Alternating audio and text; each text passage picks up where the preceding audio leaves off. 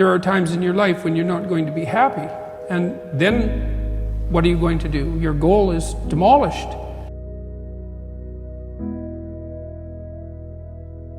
And there are going to be plenty of times in your life when you're not happy. There might be years.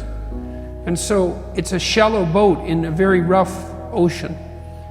It's based upon a misconceptualization. Happiness is something that descends upon you. Everyone knows that. You know, it comes upon you suddenly.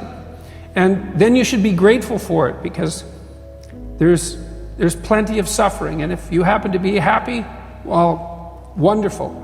Enjoy it. Be grateful for it. And maybe try to meditate on the reasons that it manifested itself, right? Because it can come as a mystery, you know. You don't necessarily know when you're going to be happy. Something surprising happens and delights you. And you can analyze that. You can think, well, I'm doing something right. I'm in the right place right now. I've done something right. Maybe I can hang on to that. Maybe I can learn from that. What you should be pursuing instead is, well, there's two things. You should be pursuing who you could be. That'd be the first thing. It's like, because you're not who you could be, and you know it. You have guilt and shame and regret, and you berate yourself for your lack of discipline and your procrastination and all your bad habits. You know perfectly well that you're not who you could be. And God only knows who you could be. And so that's how you should be that's what you should be striving for. And associated with that, you should be attempting to formulate some conception of the highest good that you can conceive of, that you can articulate. Because why not aim for that? It's like your life is short and it's troublesome. And perhaps you need to do something worthwhile with it. And if so, then you should do the most worthwhile thing. And you should figure out what that is for you. And part of that's definitely going to be to develop your character as much as possible, to dispense with those parts of you that are unworthy. And then maybe, if you're fortunate and you do that carefully, then happiness will descend upon you from time to time. And that's the best you've got. And then also perhaps during sorrowful times, or worse, evil times, the fact that you've strengthened your character and that you're aiming at the highest that you can conceptualize, that'll give you the moral fortitude to endure without becoming corrupted during those times, and to be someone who can be relied upon in a crisis. There's an aim. You know, one of the things I've told my audience is, the young guys take to this a lot. I said, you should be the strongest person at your father's funeral, right? Well, that's something to aim for. It's a transition, a generational transition, and it means that, well, all the people around you are suffering because of their loss. They have someone to turn to who can illustrate by their behavior that the force of character is sufficient to move you beyond the catastrophe. And you need that. And that's a great thing to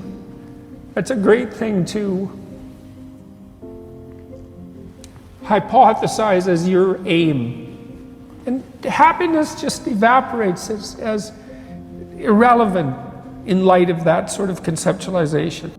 And there's also the fact that, you know, if you've matured enough, let's say, to deal with the catastrophe of loss and death, that you can also be the rallying point for the remnants of your family and pull them together at a moment of crisis. And that's a payoff to some degree for the loss. And I mean, I've seen this in families who've dealt with death properly.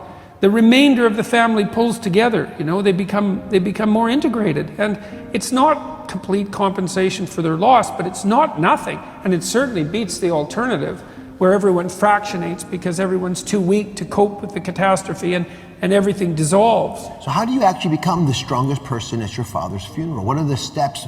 And is it always about being mission driven? Well, the mission is the improvement of your character, the constant improvement of your character. And I think a lot of that's done in dialogue with your conscience. It's like your conscience is always telling you. Socrates said this thousands of years ago. Your conscience is always telling you what you shouldn't be doing. And one of the things Socrates said was what discriminated him from the run-of-the-mill person, and why perhaps we still know of him so many thousands of years later, was that when his conscience told him not to do something, he didn't do it. He stopped saying the things that he shouldn't have been saying, and he stopped doing the things he shouldn't have been doing. And that's a start, you know. That's a discipline, I would say. That's the ability to follow a certain kind of intrinsic discipline. And maybe that's merely the cessation of evil. That's not exactly the same as the pursuit of positive good. Let's say you haven't got there yet, but that's a start. You clear away the obstacles from your vision by ceasing to engage in those activities you know to be wrong. And then the world starts to lay itself out in more pristine form. And then maybe you can start to apprehend what would be positively good instead of merely not wrong. I mean, not wrong is a good start. That's right. You know, the biblical corpus is structured in that way to some degree, at least from a Christian reading. The first rule is follow the damn rules, right? Get yourself together. Here's some rules, 10 of them, 100 of them. Follow them. You discipline yourself, right? You make yourself a reasonably morally respectable individual. And so now you're not blinded as much by your own proclivity for uselessness and malevolence. And then you can integrate all that. You can integrate all those rules. And that's the beginning of the development of character. And then you can embody the union of the rules. It's something like that. And that's that ultimate nobility and character. Like in the Christian corpus, Christ is represented. Let's think about this psychologically as the perfect individual, right? We'll just think about that as the psychological representation. And that's the person who's taken a disciplinary structure and integrated it into a personality that acts that out properly in the world. And it's not merely rule-bound either, because